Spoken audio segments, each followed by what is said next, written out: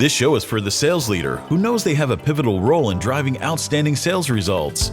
Getting hired or promoted to manage a sales team is a big accomplishment, but you know you have to work hard to become a great sales leader. You are listening to the Divine Comedy of Sales podcast. Here's your host, coach, and advisor to elite sales leaders from around the world, Matt McDarby. Hello and welcome to this episode of the Divine Comedy of Sales podcast. I'm Matt McDarby, veteran seller, leader, coach, and advisor to elite sales leaders all over the world. I'm really excited to have you join and listen to today's episode. This is one of our interview episodes, and I'd like to introduce you to my very special guest right now. I'm absolutely thrilled to have my friend Kevin O'Keefe on the show today. Kevin is currently the CEO at Profit Key ERP. He's the executive chairman as well at AdvancedSales.ai, the creators of SalesPath Plus. It's a fantastic opportunity management tool for Salesforce CRM. We'll probably talk about that later. But before all of that, what he's doing today, before all of that, Kevin has served in sales leadership and executive leadership roles, mainly in the technology industry for a long time. He's a Wharton grad, former competitive swimmer. Despite the fact that he is a Philadelphia Eagles fan, he's an all-around nice guy. I like him very much, and I've enjoyed my time getting to know him. So please welcome Kevin O'Keefe. Kevin, welcome to the show. Thanks, Matt. It's my pleasure to be here. So let's dive in, Kevin, because we've got a little bit of time to take advantage of all you've learned about sales leadership and leading in general. So my first question for you is, what's the most important lesson you've learned so far about leading a sales team or a sales organization? Yeah, and I'd say this is true, Matt, of leading any team.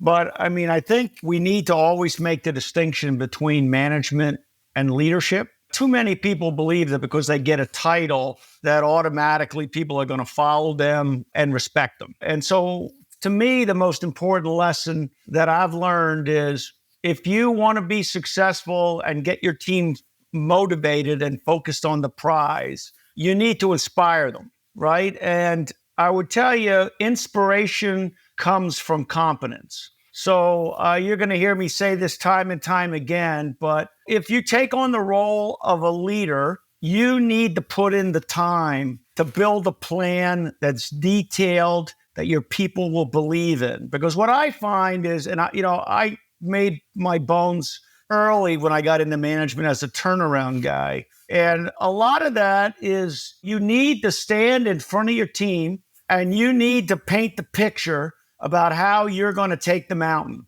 And people are intelligent. And so they need to believe in that. And so time and time again, I'll come back to that, which is if you want to inspire people, put a plan in place. They're smart. They'll recognize if that plan holds water. And that's the secret of leadership. It's not yelling and screaming and barking at the sales team. It's about giving them a vision that they can buy into.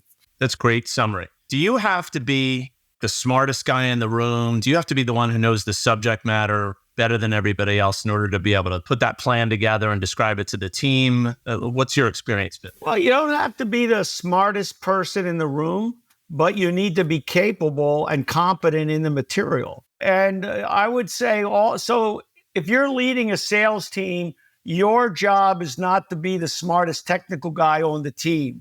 You have technical people, but you need to be fluent in the language of business. And so one of the things that I found over my Wharton education was a great benefit to me because I knew accounting, I could read a balance sheet, I knew what a P&L was. If you want to lead your team, you need to become a good businessman. You need to take extra courses, but you need to understand the way that business works because that's what you're in. You're a businessman. And so I would say you don't have to be the smartest person in the room, but you need to be capable and competent in the disciplines that are required for you to lead that team. One of the things I've talked to other guests on the show about is how important it is to, and I think this links up, be able to lay out a vision. Not only what are we trying to achieve and why is that important, but how do we need to get the work done? Which I think kind of gets to what you're talking about here. How can you be a credible leader if all you ever talk about is what we're trying to achieve and why it matters, but you can't describe to people how the work needs to be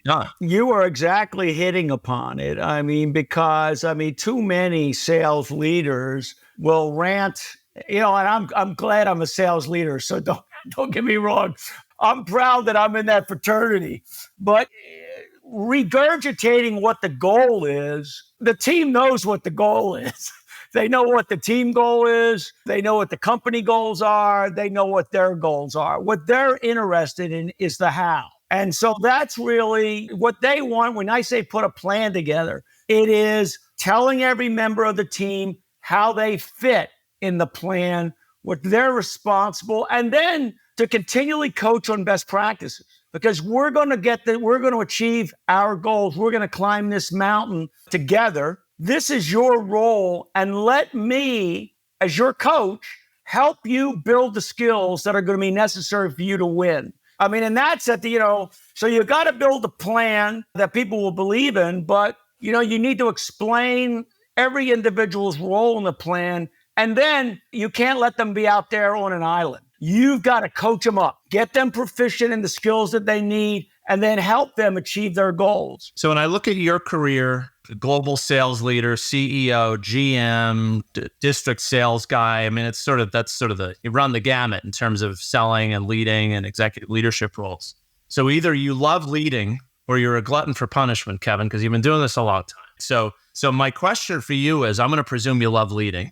What is it that you love most about leading a sales organization? Well, Matt, I'll tell you, I'm an adrenaline junkie as an ex-college athlete, and that's part of the thrill of sales to me is winning. It's like any game on Sunday, you want to win, so there's an adrenaline to that. There's a certain reward in accepting the challenge and helping people get over the goal. So there's what I would call the emotional component of sales, which is I love to win, hate to lose. All great salespeople will say the same thing. But then there's the science of sales, which is the intellectual piece of it. It's strategic, building a plan. And at the end of the day, it's, when it's all said and done, it's knowing that I've got a satisfied customer. And that is, it. So sales kind of, for me, feeds all the parameters of my psyche. Probably my wife will tell you I'm over-competitive, and other people have told me that. But that's fulfilling for me, and that's what I love about sales, is the winning, accepting the challenge, and then the intellectual component of putting a strategy together and seeing it through the end. One of the things that I've heard, and there are patterns, not surprisingly, in the conversations I've had with other people who've led sales organizations, they don't say it the same way, but I know I've said it myself too. I've heard people say that one of the best parts of leading a sales organization is seeing other people win, right? Or helping other people to realize just how much they've grown. And so being there with them at the finish line is a key component. So I presume that's part of it too, right? It's seeing others compete and win. I would say in a general purpose way, I would say that lesson exceeds just managing sales. To me, if you want to accept the mantle of a leader, you need to accept the fact that there's a social contract that exists between you and your team. And that social contract is your team needs to understand that you will do anything to get them to the goal, and that you are as committed to them as you expect them to be committed to you. And so that to me is just, if you're going to manage any team, whether it's a sales team, a finance team, you're always going to ask people to do a lot of hard work. And they need to understand that you are committed to their success. Lots of different people call that lots of different things. I call it the social contract.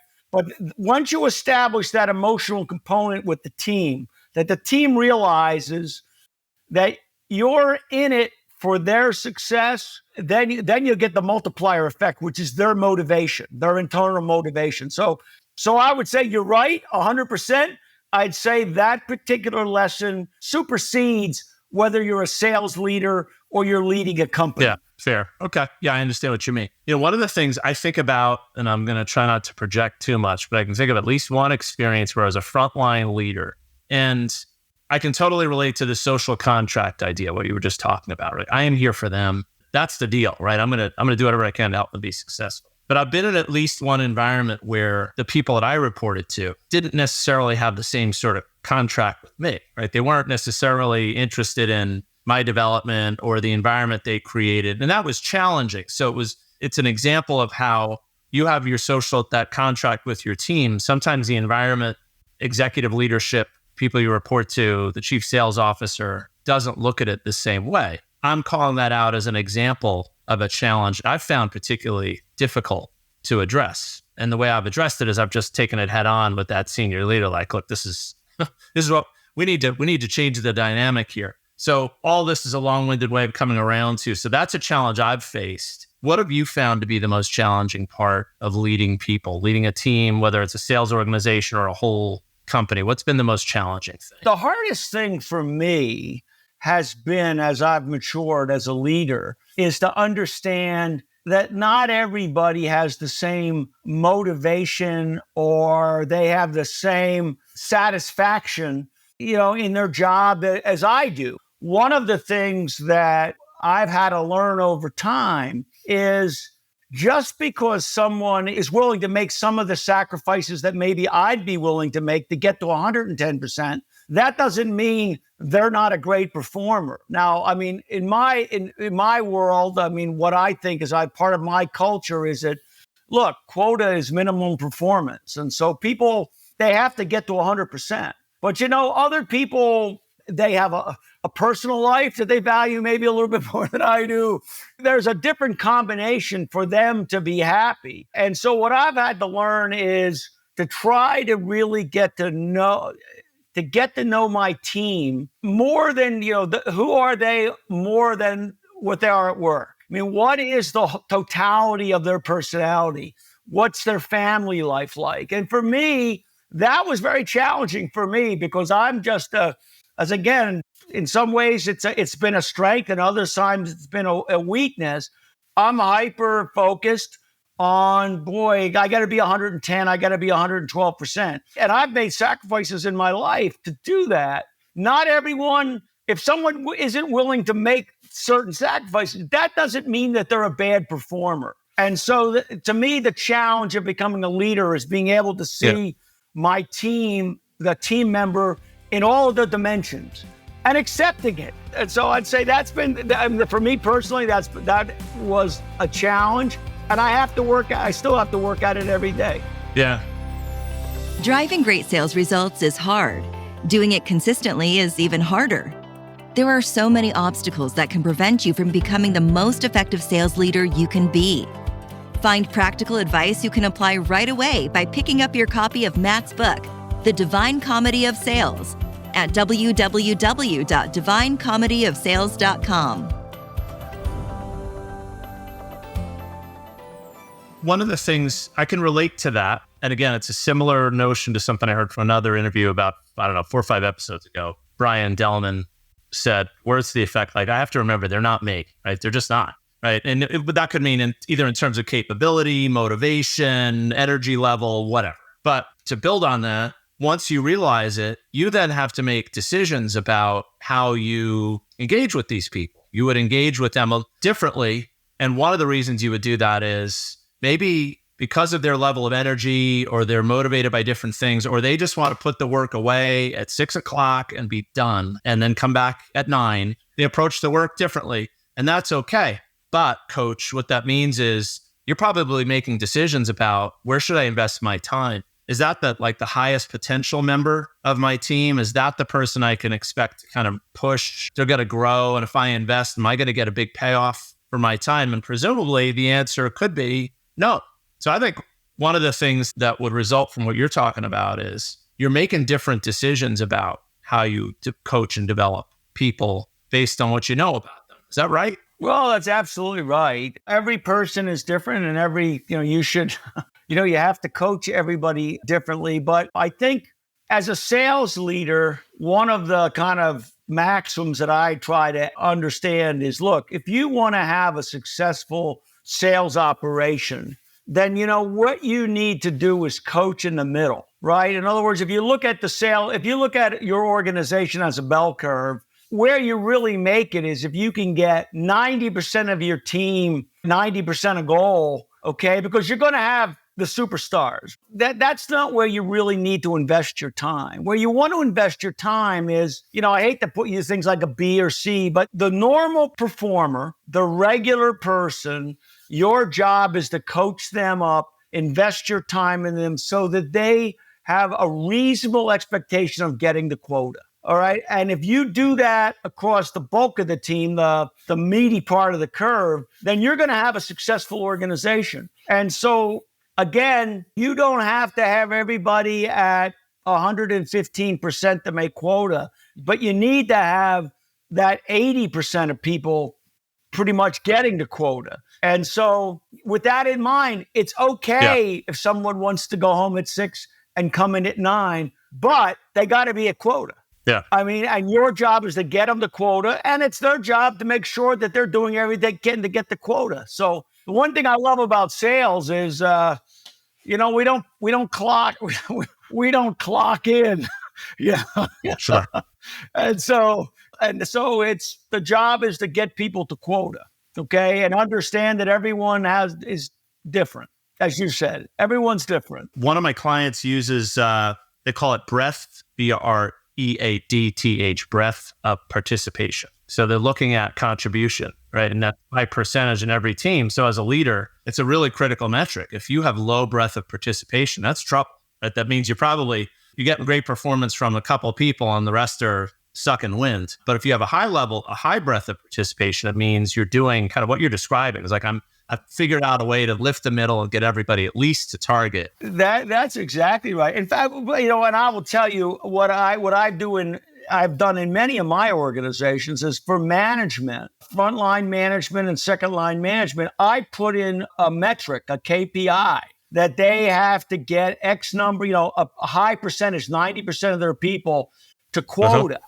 Okay, because you want to measure management, right? And management and leadership and coaching. In my mind, if you make the number because you have one guy at 300% or one account, you're not really doing your job. Your job is to inspire and lift that team. And so in addition to making the goal, the revenue goal, I also think management needs to be measured on what, as you say, what breadth of their team is achieving quota.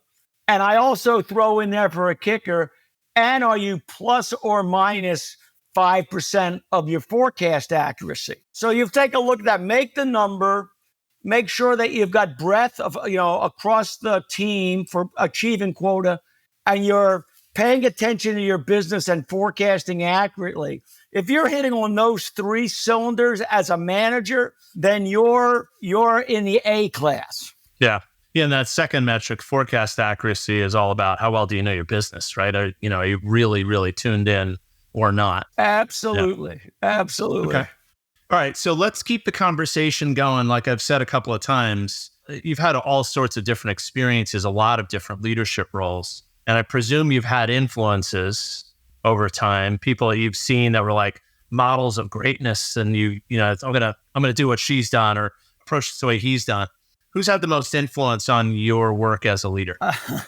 I would tell you, I can't identifying one person. I will say, look, I've had the great privilege of working with some tremendous sales guys. I date myself, starting in 1977. Working with a bunch of ex-IBM guys, peddlers from IBM and Honeywell. But I would think about this, and I think, there are really 3 people in my life that have really had an indelible impact on who I am as a person. First was my father, who I would quote here saying, "Don't leave it in the pool." My father was a guy who, like an age grouper, would drag me to practice twice a day, probably gave up most of his life. But I was a pretty good swimmer. I could win a race by a lap. And if my father would look at the watch and it wasn't my best time or close to it, he wasn't very satisfied with it. And I could get 3rd place or 8th place, but if it was my best time, he felt like you You didn't leave it in the pool. You put your maximum effort. So I think that's a lesson for everybody that wants to move up the chain and be a successful manager, which is, you've got to give it your all. And then I had a coach, a guy named David McIntyre, All-American swimmer at North Carolina State, became my coach, but he was an intellectual as well as a swimmer. And he had a great ability to communicate through great oratory. And I learned a lesson from that. I mean, the ability to publicly speak and stand in front of your team and find a way to get into their heart. It's a gift everyone should work on. If they want to lead a team, they've got to be able to become a great communicator. And I'd say last, a guy named Ray Hermo, who actually promoted me into my first meaningful sales position, gave me my first district job, and then ultimately gave me my first regional director job, where I would get to manage other managers. But what Ray taught me was, it was obvious to Ray Hermo, that he was as interested in my success as he was in his own. And that was inspiring. And when I would do anything for that guy, yeah. because he took a chance on me. And I would say this: Ray was a guy that was willing, if he identified talent, he was willing to say, even if that guy, and I will tell you right now, I did not fit the mold of this particular company. I was not a traditional IBM guy, and all of our guys were former IBM guys, but he stuck with me, picked me up, and it's clear to me that he was living the social contract. And that was inspiring to me. So I gave you 3. That works for me. The last one, I think for sure we can hear in your answer that you gave in minute 3 of this conversation, right? That's right. Is that direct influence in how you think about leading. Dads come up a lot. I ask people this question. My dad certainly did. He had big influence, right? And so moms too, for the moms listening. But we pay close attention to the lessons of our parents and how not only how hard they work, but what do they try to encourage in us, and where do they give us grace? Like, hey, you didn't win, but you got your best time ever. That's meaningful, right? So very cool. Okay. I'm going to ask you one last question, Kevin, like I typically do at the end, which is just sort of a catch-all. What did we miss? What else, Kevin? What else do we need to know about leading sales teams specifically that we haven't already talked about? Let me leave you with this, Matt, okay? Nothing good happens by accident. All right? I mean, this is my mantra. Whether you're a seller and, you need to have a sales process, you got to have a plan to win the business. If you're a sales leader, you got to pay attention to detail and build a plan. So again, nothing good happens by accident. Yeah. It requires hard work. It requires developing a vision, developing your own culture. What is it? But you need to build it from the ground up, because everything comes from preparation. Yeah. I guess Sun Tzu in The Art of War said, the battle is won before it starts because of preparation. And I would just leave that with everyone, right? If you want to win, if you want to have a successful career, it takes forethought, preparation, and planning. Nothing good happens by accident. Great. A great way to end. I'll add one more thing to that, though. I'm gonna gild the lily here and say, for all of those things to happen, you need to make time. You have to set time aside to be prepared and think critically and get ready, right?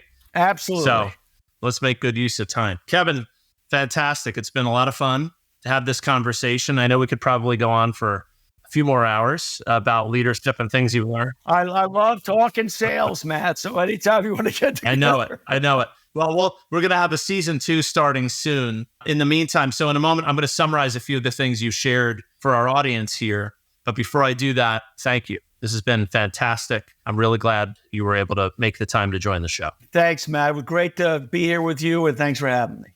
It was such a great conversation with Kevin.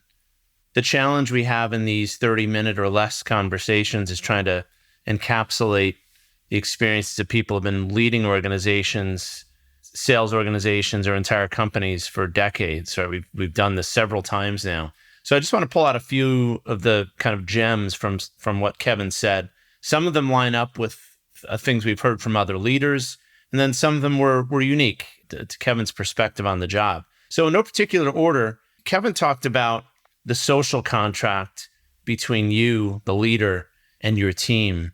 And that, in essence, that social contract is, the deal is here, I'm here for your success, for your development. And that really is hopefully the spoken, if not unspoken, contract between you and your team.